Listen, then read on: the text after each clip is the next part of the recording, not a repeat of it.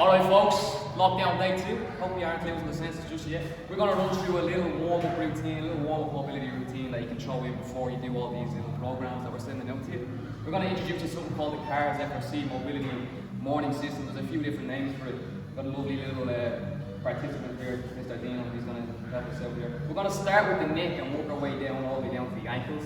What this is designed to do is just to expand all the useful range of motion that you may have in your joints. If there is any problematic areas that you may find, just try and find a way around it and try and go through the system with a little bit of kind of alternate exercise if you do need to make any changes. Dino's going to have a little bit of equipment here, but it's absolutely not necessary. The purpose of the balls and the stick is just to create a little bit of what's called radiation, just to stop stuff from moving that we don't want to move. These are absolutely not essential. You can make 2 fists, hold on to something for balance. You'll see what we get there. First thing we're going to start with is the neck, so I'm going to get Dino to grab these 2 tennis balls while we have them. And he's going to keep them by his side, he's going to squeeze them. If you have 2 tennis balls, by all means, pick them up. Now we're going to try and turn everything off bar our neck. So we're going to start by bringing our chin in as much as we can, and then bringing our chin down towards our chest. What we're going to do next is once we scrape that 2 hands together, we're going to scrape this chin towards the left hand side until it physically can't go no more. Once we get as far as we can possibly go, we're going to let the ear fall back behind the shoulder until that can't go no more. Once Dino finds his end range, we're going to let this neck fall towards the opposite side, so we're going to bring his right ear towards his right hand shoulder. Keep these slowly as you possibly can. Again, they're controlled articular rotations, they're not just circles. Once Dean's ear comes towards his shoulder and he can't go no more, he's going to bring his chin down towards his chest, keeping his eyes in that same direction all the time. Exactly, nice and slow, just moving this C-spine, keeping that tension. And he's going to scrape that chin back then, back to the starting position, and that's just 1 rep. Rep range, 3 to 5 each direction. Once you do one side, switch it over, do it again on the opposite. Once we hit that C-spine, we're going to move on to the T-spine, so that's our mid-back. For this one, we can drop the 2 tennis balls, we don't need them. We're going to have a little bit of a hold on our shoulders, create a little bit of flexion in our spine. Once we're in this position, we're going to flex down as much as we can, only moving our T-spine. I don't want this lower back to come into play. I don't want you using your neck too much. We just want to keep this T-spine involved. Again, it's a really, really limited range of motion. From here again, all we're going to do is we're going to try and turn that torso towards the right hand side, not moving anything with the spine until that physically can't go no more.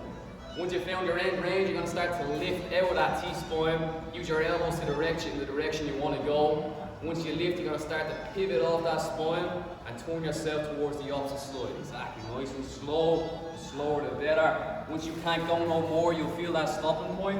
You're going to start to flex that spine back down again. Nice and slow, flex it down, link by link. And then when he can't go no more, he's going to bring himself back to center. And that's 1 full circle. Again, about 3 to 5 each side, and continue on. After our T-spine, we're going to move on to our lower back, our L spine. So for this one, we're going to come to an all-4 position, and we're going to come down to our forearms. Now, a lot of us might be able to handle it when we're on our hands, but if you're new to this, you might use too much of your upper back. You already done that, we just want to move this L spine. Come to the forearm, and make it a little bit harder to move that upper back. From here, all we're trying to do is move this pelvis back and forward. So if Dino tilts his pelvis back into that extension, you can see he's pushing that belly button down towards the floor as much as he can. Now he's going to tilt the opposite way and only go as far as his L spine. So even here is a bit too much. I even just want to hear it. So we're going to bring it back down, push the belly button down towards the floor, and then when he flexes, I only want it to come to about this point of my finger, really slow. Again, you can see it's very limited range of motion. We hold it for a couple of seconds and then bring it back down. Hold each one of these reps for about 5-6 seconds just so you can really feel the contraction, and each rep exaggerate it a little bit more. Spend about 30 seconds playing around with this position. This is going to be pretty difficult in comparison to your T-spine and your C-spine. It's just a little bit more complicated to get that down. Once we're done our L spine, we're going to move on to our shoulders. So for this one, we're going to come up tall onto the knees, or you can do a standing. So Dino's going to grab his 2 tennis balls again, 1 in each hand. Again, this is going to keep everything nice and stiff, keep ourselves braced. We're going to start with our right shoulder. We're going to squeeze this left hand nice and tight. I don't want any movement down the shoulder, back and forward, and I want him to keep his position as best he can. We're going to start with this right shoulder. We're going to start with our hand facing up towards the ceiling, locked out elbow, and we're going to bring it across the body for flexion, again until we can't go no more. You'll feel this physically stop. Once we can't go no more, we're going to bring this hand back behind the head, nice and slow, stopping this shoulder from peeling open. And then once this can't go no more, we're going to start to rotate. So locking this elbow out, we're going to slowly start to turn this shoulder joint. Take these nice and slow. You might feel some pops, some cracks. That's okay. If there's ever any pain at all throughout this range, again, just fire right around it and work through it. Once we can't go no more, we're going to end in this position with our hand facing away from ourselves. Then we're going to bring our hand or our shoulder straight back into extension, and we're going to let that physically stop. Once we can't go no more, we're just going to rotate the opposite way. Again, nice and slow. Again, our shoulders are pretty tight in this position, so just give it a nice, slow, tight rotation. Finish the rep, bring yourself back down to starting position, and again, about 3 to 5 each shoulder. Next up, you can drop the tennis balls. We're going to go onto our wrists. This one's probably the easiest one, yet the hardest one to do. So we're going to start with our right wrist, and we're going to grab the wrist with our left hand. We're going to try and glue all our fingers together, and we don't want this hand to cup up. So straight away, when you start to move your wrist, this is probably going to start to happen and might cramp up a little bit. That's all good, just try and fix it and keep it flat. Once we have the grip in our wrist, glue our fingers together, we're going to try and turn our hand in towards the left hand side, and then slowly start to draw little circles with that wrist. So Dino's pretty new to these, I do them almost daily. So what you might find happens straight away is the forearm might start to cramp up a little bit, the hand might start to cramp up. This is always going to happen every few reps. If you notice the hand starts to curl up, just flatten it back out. Do about 5-6 circles one direction, and then switch the direction around again.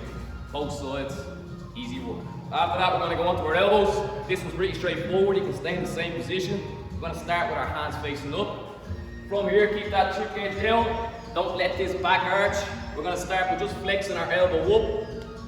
Once we can't go no more, we're going to turn this hand as much as we can, not letting this elbow come out by our side. Then we're going to extend that elbow, nice and slow. Bring it all the way back down to starting position. We turn the hand again, and then flex that elbow back up. Every time you come up, try and squeeze a little bit more rotation out of this elbow, and bring it back down, nice and slow. Once you do about 3 or 4, with this direction, just switch your grip around. Start with your hand facing down this time, and then just do it in reverse for the same amount of reps. Both sides of this one. Alright, now it's getting a little bit more tasty. We're going to go onto our hips next. We're going to come to the feet, and we're going to grab it down. If you don't have it down with a stick, just grab onto a rack, something that you can keep attention. Dino's going to grab it down with his left hand. He's going to bring it out by his side. He's going to drive it into the floor to create as much tension as he can. With this right hand, we're going to get him to bring it up tall and keep it chest, just so it doesn't get in the way of his legs.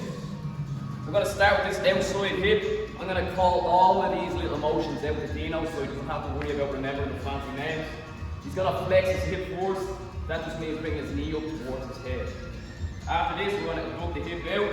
Imagine there's a rope on that knee. Someone's pulling at that rope. Bring that out as far as you can, trying to keep that same height with the knee. After that, we're going to try and rotate. We're going to try and bring that heel behind us, keeping that same position. Again, don't try and force too much range, just use what you got. When you can't go no more, you're going to aid up the hip back in. You're going to bring the knees together. From here, we're going to extend. So we're going to bring the hips straight back into extension. Get as much as we can. We can see these kind of compensating, making it easier for himself.